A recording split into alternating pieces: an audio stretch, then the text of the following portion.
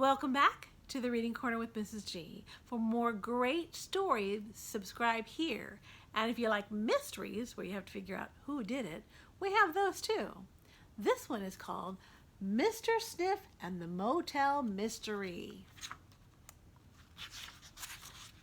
Mr. Sniff was reading a newspaper by the motel pool. Suddenly, he heard someone cry, "Help! Help!" Mr. Sniff was on his feet. "Come quickly," called the guest in room 17.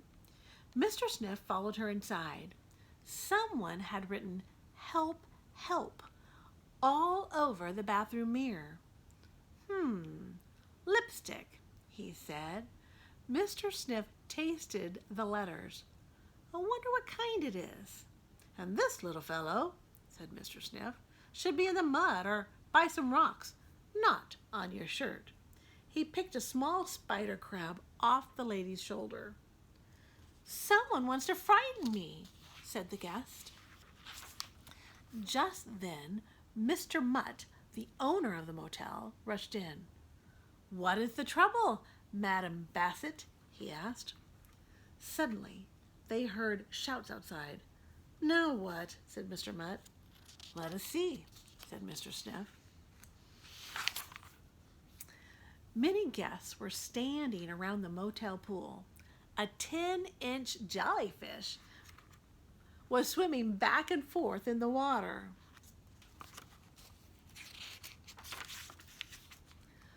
"Ugh, will you look at that?" said a man with big glasses. "You won't catch me in there," another guest said. Mr. Sniff reached over and picked up the jellyfish. Bluish white, a moon jelly. Harmless, but messy. "This is too much," said Mr. Mutt. "Who could have put it in the pool? All my guests will leave. I will lose my business. Mr. Sniff, please help me." "You are my friend, Herman," said Mr. Sniff. "I will begin at once." "Can I help?" asked Andy Mutt. "I know where everything is." Andy was Mr. Mutt's youngest son. "Very well," said Mr. Sniff. "I will need keys to all the rooms." "Jill has all the keys," said Andy. "She is the summer maid." "Let us go and see her," said Mr. Sniff. They found Jill by the soda machine. "Hi," said Andy. "This is Mr. Sniff. He is a detective. He is on a case. He needs the keys to all the rooms." "Here they are," said Jill. "Thank you," said Mr. Sniff. Jill sneezed and took a pill from her pocket. She drank it down with some soda.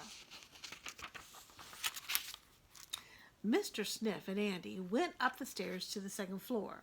They knocked on the door to room 21. "Excuse me, I am Mr. Sniff. I am a detective. I am working on a case. May we come in?" "Yes, of course," said the guest in room 21. "I'm Sergeant O'Hound. I'm a policeman. I'm on vacation." Mr. Sniff looked all over the room. Then he looked at the bed. He said. "The top half is thicker than the lower half." He pulled back the blanket and sheet. "There's only one sheet. Someone has folded it over so you can't get in." "Who makes the bed, Andy?" "Jill does," said Andy. Sergeant O'Hound sneezed. "Sorry," he said. "It is my hay fever." Mr. Sniff looked at the flowers on the table. "Andy," he said, "are there flowers in every room?" "I think so," said Andy. "Mother buys them at the farm market. Some of them, at least," said Mr. Sniff. He gave Andy some flowers. "Take these with you, please." "Thank you for your trouble, Sergeant. Have a good vacation." Mr. Sniff and Andy went into many rooms. If the guests were out, Mr. Sniff opened the door with one of Jill's keys. He was careful not to disturb anything. At last they came to room 13. "This is our room," said Andy. "And these are my brothers. Wolf and Garson are twins. And this is Bill. He's the oldest. How do you do? Said Mr. Sniff. He looked around the room. Mr. Sniff picked up a plastic stick-like thing. He said to himself. I wonder what this is for. Then he turned to Andy. Where do you sleep? He asked. I sleep on the top bunk, said Andy. It is very hot. I sometimes sleep outside, under a tree. Mr. Sniff looked at his watch. It is late, he said. The tide is rising. I am going for a swim. Can I come with you? Asked Andy. Please do, said Mr. Sniff. I will meet you at the beach. Mr. Sniff put down his umbrella, his chair, and his towel. I am ready, said Mr. Sniff. He and Andy ran into the water.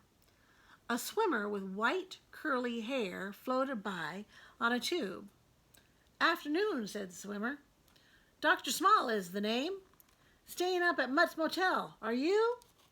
Yes, said Mr. Sniff. Have you seen the green slimy thing?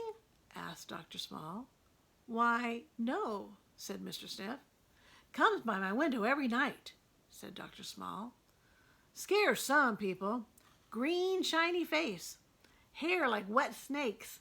But when I call, it goes away and hides. Very interesting, said Mr. Sniff. After his swim, Mr. Sniff went back to his umbrella and put lotion on his nose. Let us take a walk, Andy, he said. Andy and Mr. Sniff walked along the beach. They did not talk much. Finally, Andy asked, Would you like some bubble gum? No, thank you, said Mr. Sniff. He was standing in the water looking down. What are those, Andy? Asked Mr. Sniff. Mole crabs, Andy said. When the waves wash over them, they put their antennas up through the sand to catch their food. Very clever, said Mr. Sniff. He and Andy took another swim. Then Mr. Sniff went to the office of Mutt's Motel. Hello, Hilda, he said to Mrs. Mutt. May I see your lipstick? Here it is, said Mrs. Mutt. Mr. Sniff tasted it. Very pretty color, he said. Just then the door opened. Some new guests came into the office. The baby hit the call bell. It did not ring. Mr. Sniff turned the bell over. He felt inside.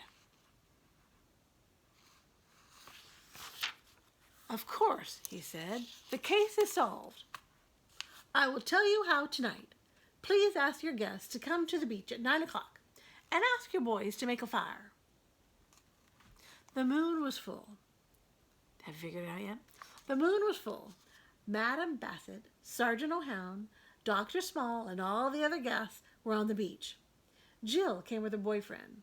Wolf and Garson, Bill and Andy made a huge fire. Where's Mr. Sniff? Asked Mr. Mutt. Here, cried a voice. That is it, shouted Dr. Small. A shiny green head with hair like wet black snakes was coming toward them. It glowed in the dark. It is a wonder, said Mr. Sniff, what a plastic light stick and some seaweed can do. You snap it in the middle and shake it up a little, and it starts to light. People use them on roads at night when their cars stall, or just for fun. It had the letter A written on it. I found one in the boys' room. Andy hung his head. Mr. Sniff put his arm around Andy's shoulder. Andy, said Mrs. Mutt, did you do all those things? Yes, said Andy. But how did you find out, Mr. Sniff? First, I asked myself who could have done it, said Mr. Sniff. Sergeant O'Hound's bed was tricked. Mrs. Mutt could have. She wears smooch. The lipstick on Madam Bassett's bathroom mirror was smooch. I tasted it myself. In fact, all the Mutts could have done it. They all know where the keys are. Next, I asked myself, who could not have done these things? I found yellow ragweed mixed in with the flowers in many rooms. Someone who does not get hay fever put it there. Jill, you get hay fever. I saw you take a pill, so I did not think it could be you. How did you know it was Andy? Asked Mr. Mutt. It had to be someone, said Mr. Sniff, who does not get hay fever, who knows where to find lipstick, who is not afraid of spider crabs or jellyfish, and someone who likes to play with light sticks. Then I found bubble gum inside the bell in the office. Someone put it there so it would not ring.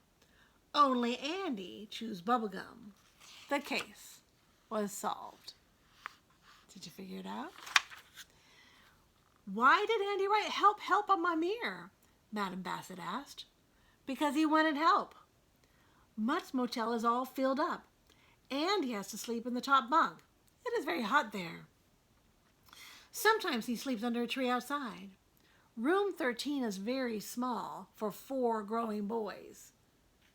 I am sorry, said Andy. Mrs. Mutt hugged Andy. As soon as we can, said Mr. Mutt, we will give each of you boys a room of your own. Wonderful, said Madam Bassett. Families are important, said Sergeant Oldhound.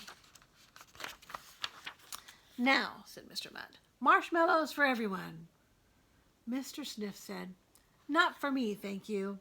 I want to watch the ghost crabs in the sand. They only come out at night, so I will say good night.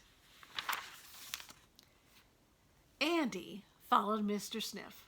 He took him by the hand. Thank you, Mr. Sniff, he said. I'm glad you are my friend. So Andy did it. Why did he do it? Not the best way to get what you wanted, but it turned out great in this book. For more great stories, we'll see you next time at the Reading Corner with Mrs. G.